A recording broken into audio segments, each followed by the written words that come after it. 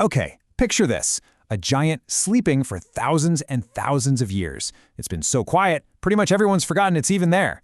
But then, one morning, it wakes up. Today we're diving into the absolutely incredible true story of a volcano that did just that. So that's the big question, right? We're talking about a real volcano named Hayli Gubbi, and it was asleep for nearly 12,000 years. That is way longer than all of recorded human history. So what on earth caused it to blow its top, and what happened next? Come on, let's find out what made this ancient giant roar back to life. All right, first things first, let's get our bearings. To find Hayli Gubbi, we're going to head to one of the most extreme and honestly fascinating places on the entire planet. We are zooming right into the Afar region in northeastern Ethiopia.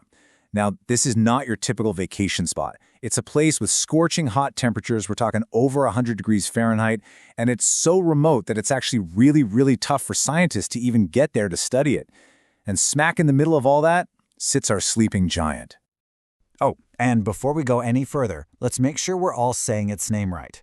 It's pretty cool. Try it with me. Hayli Gubbi. Awesome, you got it.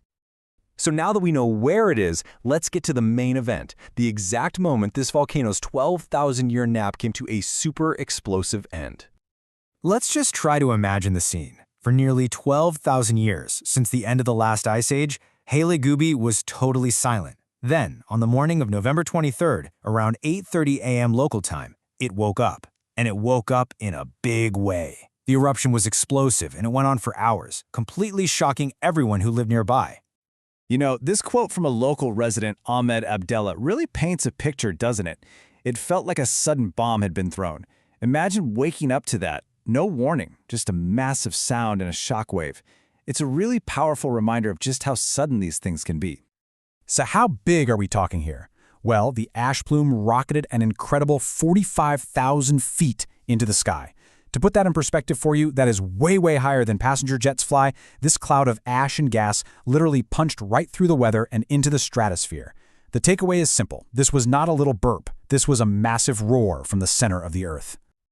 Okay, so a 12,000-year nap ends with a bang that basically reaches the edge of space. But why? Why now? Let's dig into the incredible science that powered this whole thing. It all starts with something called tectonic plates. Now, the easiest way to think about them is like giant continent-sized puzzle pieces that are always very slowly moving around on the Earth's surface. And here's the thing. Hayli Gubbi is located in a super rare spot on Earth called a triple junction. It's a place where three of these massive plates, the Arabian, the Nubian, and the Somali plates, are all pulling away from each other. Think about it. All that stretching makes the Earth's crust thinner there, which makes it way easier for hot, melted rock from below to find a way to the surface. And this is how it all comes together. It is just like shaking a can of soda. Seriously. First, deep underground, that hot melted rock called magma starts to build up. Then, as it gets closer to the surface, gases get trapped inside it, creating massive pressure, just like those fizzy bubbles in a soda can. And eventually, all that pressure has nowhere to go but up, and kaboom! The volcano erupts to let it all out. So you might be wondering, how do we know all these details about an eruption in such a remote, hard-to-reach place? Well, it's all thanks to these amazing teams of scientists. We can basically think of them as volcano detectives. And these detectives have some seriously cool gadgets in their toolkit.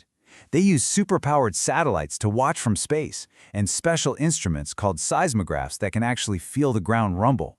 In this case, the very first people to spot the eruption was a special team all the way in France called the Toulouse Volcanic Ash Advisory Center.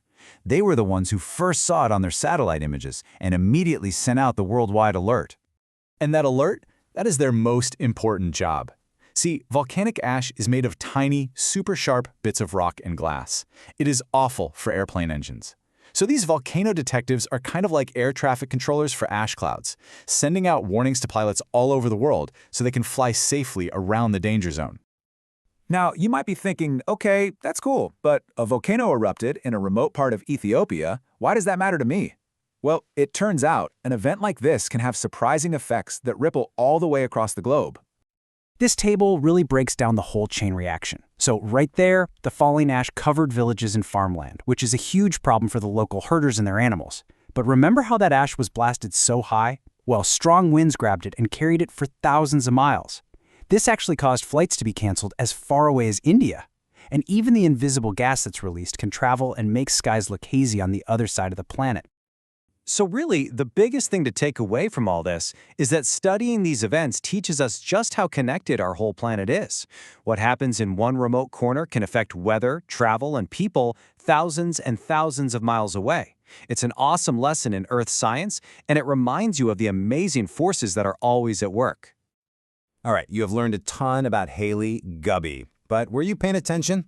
Let's do a super quick pop quiz to see what you remember. Ready?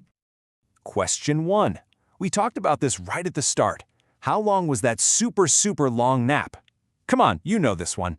The answer is an incredible nearly 12,000 years. Next up, we used a really fun comparison to explain the science. What fizzy drink is like all that gas and pressure building up? You've totally got this. Of course, it's a shaken-up can of soda. And for the last one, true or false, the ash cloud was only a local problem? What do you think about that?